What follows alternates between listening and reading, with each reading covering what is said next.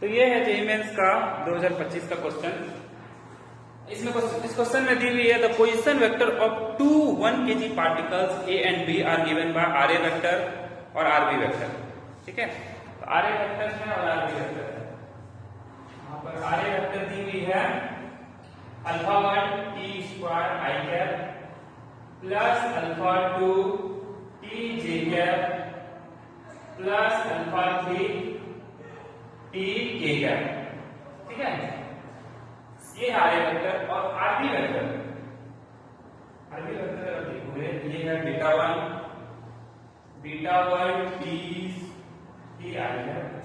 T i cap plus beta 2 t square j cap plus beta 3 t k cap. ठीक है, दो position vector दिया हुआ है। अब इसमें पूछा गया है एंगुलर मोमेंटम। इसमें हमको एंगुलर मोमेंटम निकालना है। एंगुलर मोमेंटम निकालना है। ठीक है, किसका? द मैग्नीट्यूड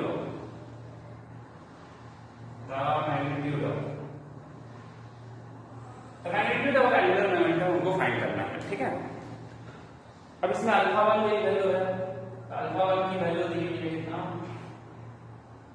1, अल्फा 2 है 3n और अल्फा 3 है 2।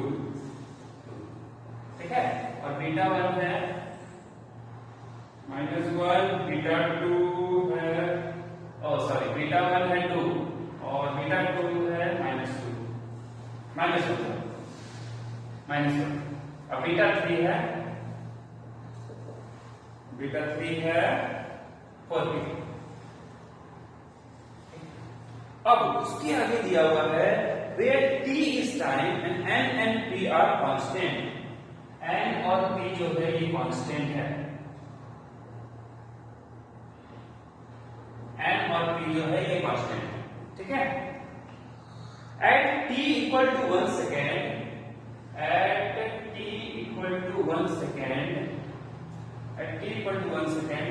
va वेक्टर इसका मैग्नीट्यूड ये बराबर होगा v वेक्टर के मैग्नीट्यूड के। ठीक है, अब and they are orthogonal to each other at 1 second. At 1 second दोनों क्या है? आपस में ऑर्थोगोनल है। जब भी ऑर्थोगोनल होता है इसका मतलब क्या है कि दोनों क्या है? आपस में परपेंडिकुलर है। तो हम बोल सकते हैं कि ये वेक्टर जो है ये परपेंडिकुलर होगा v वेक्टर के। ठीक है, ये है हमारा क्वेश्चन गिवन है। अब इसमें हमको एंगुलर मोमेंटम फाइंड करना है।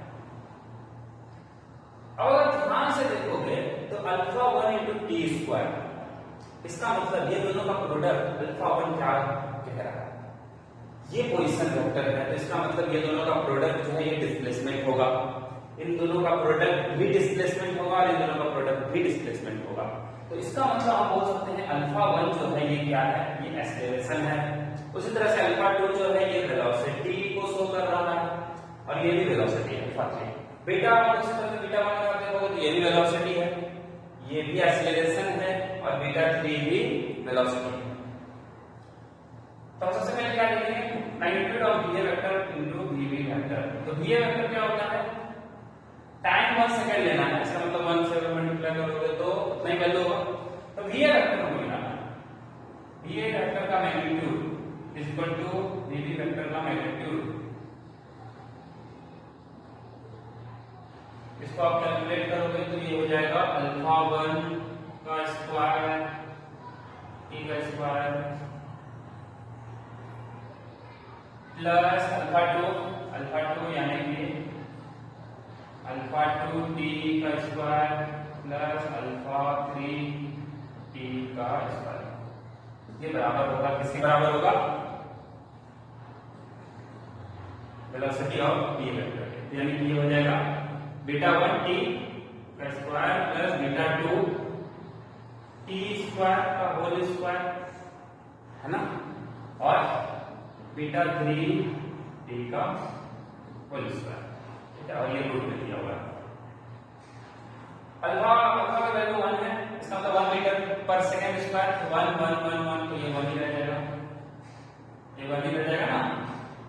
अब ये अल्फा 2 क्या है 3n और 3n into 1 यानी कि ये हो जाएगा 3n का होल स्क्वायर।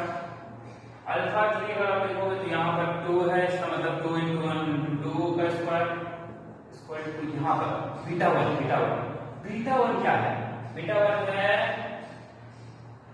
2 ही दिया हुआ है ना, हाँ बीटा 1 2 है, बीटा 1 2 तो बीटा 1 2 है यानी कि 2 into 1 क्या हो जाएगा 2 का स्क्वायर।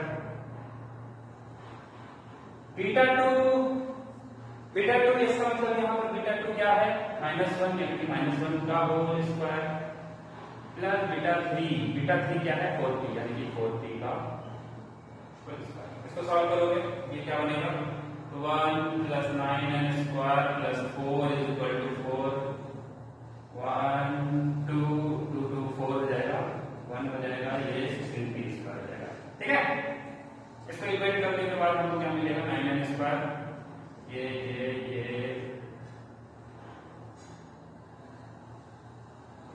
यहाँ पर 2 बार लिख दिए ना, इसलिए 2 बार लिख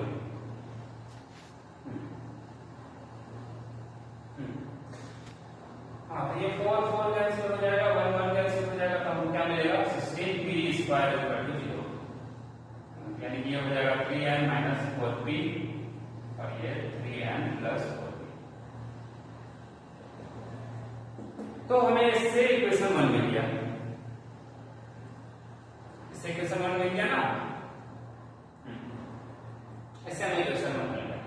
अब दूसरा इक्वेशन हम कहां से फाइंड करेंगे, क्योंकि दूसरा इक्वेशन हमको मिलेगा तभी हम n और p की वैल्यू फाइंड कर सकते हैं। हम दूसरा इक्वेशन हम खोजेंगे कि va डॉट परपेंडिकुलर है vb वेक्टर के, इसका मतलब क्या है, इसका मतलब क्या है ध्यान से समझते हैं, इसका मतलब आखिर है क्या। इसका मतलब है कि va वेक्टर जब परपेंडिकुलर होगा vb वेक्टर के, इसका मतलब दोनों का डॉट प्रोडक्ट ये 0 के बराबर होगा। तो हम बोल सकते हैं va dot va vector dot vb vector ये 0 है, क्या ठीक है va डॉट vb 0 है, ठीक है। अच्छा va डॉट vb 0 है, इसका मतलब ये है कि i डॉट j कैंसिल हो जाएगा, i डॉट k भी कैंसिल हो जाएगा, यहाँ पर j डॉट i कैंसिल हो जाएगा, j डॉट k कैंसिल हो जाएगा, यहाँ पर k डॉट i कैंसिल हो जाएगा, k डॉट j कैंसिल हो जाएगा। तो बचेगा क्या, बचेगा हमको i डॉट i, यहाँ पर j डॉट j और k डॉट j। तो हम जब इसको इक्वेट करेंगे तो हमको मिलेगा अल्फा 1 इनटू बीटा 1, इसका मतलब अल्फा 1 बीटा 1 और t तो 1 ही है, t 1 ही है ना, तो उसको ऐसे ही रख सकते हैं। उसके बाद है अल्फा 2 इनटू बीटा 2, तो अल्फा 2 इनटू बीटा 2, उसी तरह से alpha 3 into beta 3, alpha 3 into beta 3, ये कैप जे कैप और ये आई कैप, ये जी हो जाता है। अब इसका मैग्नीट्यूड आप निकालोगे, इसका मैग्नीट्यूड निकालोगे तो यहाँ पर भी मिल जाएगा, क्या मिलेगा क्या होगा अल्फा 1 क्या है, अल्फा 1 1 है और बीटा 1 2 है, 2 into 1 2 का स्क्वायर 4। ये अल्फा 2 को देखोगे तो यहाँ पर 3n है, 3n into बीटा 2 क्या है, बीटा 2 -1 है, तो 3n into -1 -3n हो जाएगा। ये अल्फा 3 देखोगे तो क्या है, अल्फा 3 2 है और बीटा 3 4p है, तो 2 into 4p 80 हो जाएगा नहीं, 80 का whole square is equal to 0। Solve करने पर हमको क्या मिलेगा 9n square plus 16p square, ये हो जाएगा 2, ठीक है हाँ ये होगा।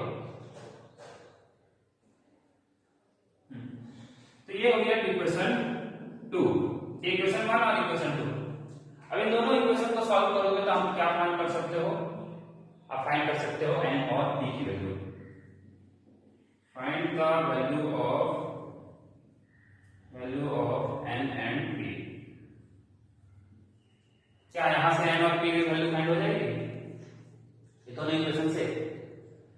जैसे ही आप n और p की वैल्यू फाइंड करोगे उसके बाद आपको क्या करना है? एंगुलर मोमेंटम हमको फाइंड करना है ना? एंगुलर मोमेंटम हमको निकालना है, उसका मैग्नीट्यूड निकालना है, यानी कि कोई डायरेक्शन का मतलब नहीं। तो एंगुलर मोमेंटम निकालने के लिए उसमें भी किसमें, किसके रेस्पेक्ट में निकालना है? b के रेस्पेक्ट में निकालना है। अब b के रेस्पेक्ट में अगर निकालना है तो इसका मतलब b को हमको, b पार्टिकल को हमको रेस्ट पे रखना होगा, है ना? तो ये मान लेते हैं r a वेक्टर होगा, हाँ ये r a वेक्टर होगा। अब b को हमको रेस्ट में रखना है, यानी कि यहां पर कहीं पर b होगा, ठीक है? और इसका ये रिजल्टेंट फोर्स होगा r a plus r b, ये होगा ना रिजल्टेंट वेक्टर, ठीक है? अच्छा, मैग्नीट्यूड हमको चाहिए, तो जब हमको मैग्नीट्यूड चाहिए तो मास तो हमको पता ही है, मास हमें 1 ही लेना है। तो हमें निकालना है एंगुलर मोमेंटम। एंगुलर मोमेंटम को हम डिनोट कर सकते हैं L से। L हो जाएगा कितना? एक मिनट, इसको हम L क्या हो जाएगा यहां पर लिखते हैं,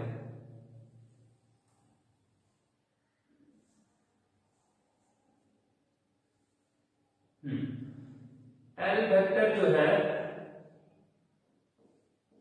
L वेक्टर हमको निकालना है, वो होगा ma r a with respect to b। यहां पर ये चीज बहुत जरूरी है, a with respect to b निकालना है, और साथ में b को रखेंगे यहां पर b, a with respect to b। और ये क्या निकालना है? a with respect to b।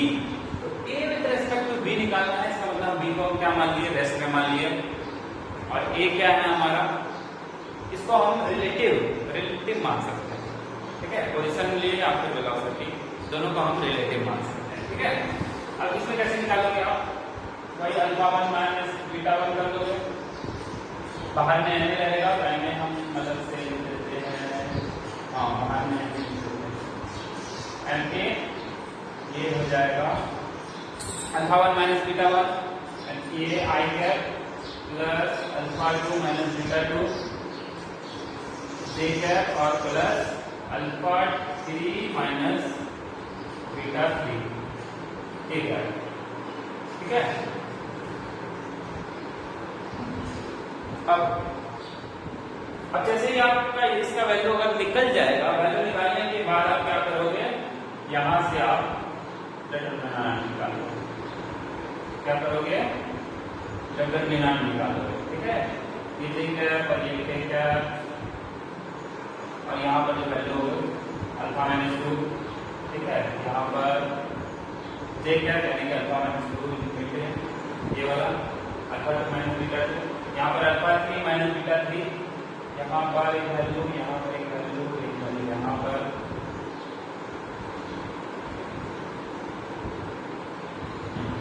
ठीक है? अच्छा, मैंने 4 बॉक्स बना दिए, हाँ इतना ही होगा, ठीक है? 2 ही वेक्टर है ना, 2 वेक्टर। अच्छा, जब आई कैप निकालोगे तो यहाँ पर क्या करोगे? इन दोनों का प्रोडक्ट इन दोनों से मल्टीप्लाई करोगे ना, फिर यहाँ से मल्टीप्लाई करोगे, फिर जब जे निकालोगे तो यहाँ पर आई इससे मल्टीप्लाई करके इससे मल्टीप्लाई करके माइनस करोगे, फिर जब के कैप निकालना होगा तो ये दोनों का प्रोडक्ट और ये दोनों का प्रोडक्ट, ठीक है? लास्ट में हमें जो वैल्यू आएगा वही हमारा आंसर होगा, ठीक है? इस तरह से कोशिश करेंगे, अगर समय मिलेगा तो और भी जो इसका क्वेश्चन सॉल्व करने का, ठीक है?